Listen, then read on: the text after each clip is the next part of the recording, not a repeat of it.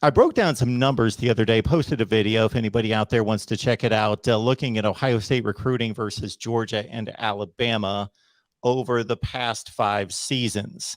Uh, I had Steve Dace from Michigan Podcast on. He said a few things that I wanted to follow up on and delve a little bit deeper on.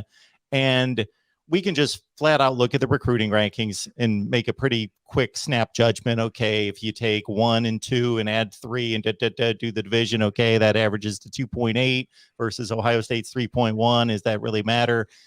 I wanted to look, though, at the defensive side of the ball. And I expected a larger gap between Alabama and Georgia and Ohio State, Tony. And I couldn't find it to be significant since 2017. But then we look at the defensive metrics and the results of the total defense and the scoring defense, and there's a huge gap other than 2019 when Ohio State was top 3. So that simply tends to point at the defensive coaching staff and the coordinators in particular. Well, even if everybody loves Larry Johnson, and for good reason, but you look at the defensive line recruits over the last 5 years, Tyreek Smith was a top 5 defensive end, a top 40 player. Tyler Friday was like a top 10 defensive tackle. Zach Harrison was a top 3 defensive end, 5-star. So you get all of these guys that aren't necessarily producing in a form that would send them to the NFL just yet, and certainly not playing well enough to help the defense. But also, I do think the defense was hampered by the coordination last year and the scheme, and so it's difficult to get the kind of production out of those rankings when you're not running a scheme that is sound, and you're hurting yourself as much as you are helping yourself. So, I think the advantage that some other programs have, like Georgia's scheme and talent, marry very well.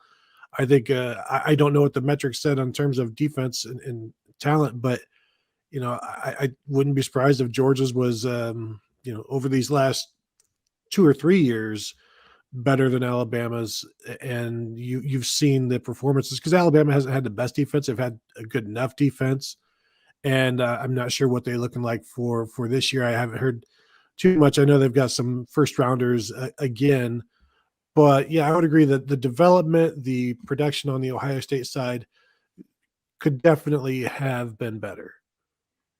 Well, and I think too, you look at just the way the program has gone. I mean, Urban Meyer was an offensive-minded coach first. Ryan Day certainly that way, and I think especially under Ryan Day, the recruiting has sort of shifted a little bit more towards that high-powered offense. And you've still seen Ohio State land some big names on the defensive side, but I think now there's been a shift back, as that's been kind of the detriment for the Buckeyes these last couple of years. And don't get me wrong, Jeff Okudah, Chase Young, 2 of the top 3 picks in the NFL draft a few years ago. I mean, certainly highly recruited guys as well.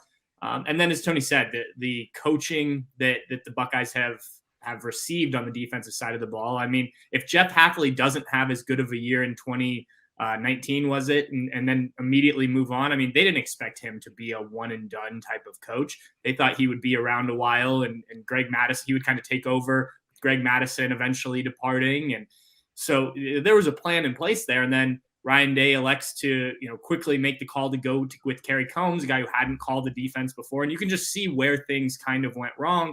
But this is what happens when you have a young head coach kind of in the spotlight. And you've seen it with a similar situation at Oklahoma with Lincoln Riley. And obviously he's had some misses with some of his staff, and we'll see what he does out at USC now. But I think it's something that Ryan Day learned from. That's why you've seen him go and get experienced guys who have done it before at various levels this offseason, because coaching does make such a difference. You can land all the 5-star kids you want, and some of them will hit regardless. But I mean, you've got to coach a lot of these guys up. You've got to get them ready for this level. Not every guy, regardless of their rankings, walks in day one ready to step on the field. And so coaching plays a huge part. And I think the Buckeyes have learned that. And you've seen what it does on the offensive side with what Ryan Day and the offensive coaches have done. I mean, even some of the names that were lesser recruited guys, so to speak, have played big roles for Ohio State. So if you have the right coaching on both sides of the ball, you can get it done. And you don't necessarily need to be elite at both. Tony, you mentioned Alabama's defense hasn't been what it once was, but their offense has taken a step. They've changed the scheme. They've gone to a more spread offense, and you've seen them kind of shift to a more offensive team. I think that's, what Ohio State needs to do is just get defensively sound. You don't have to necessarily be the elite team they were a couple of years ago. That'd be great if they were.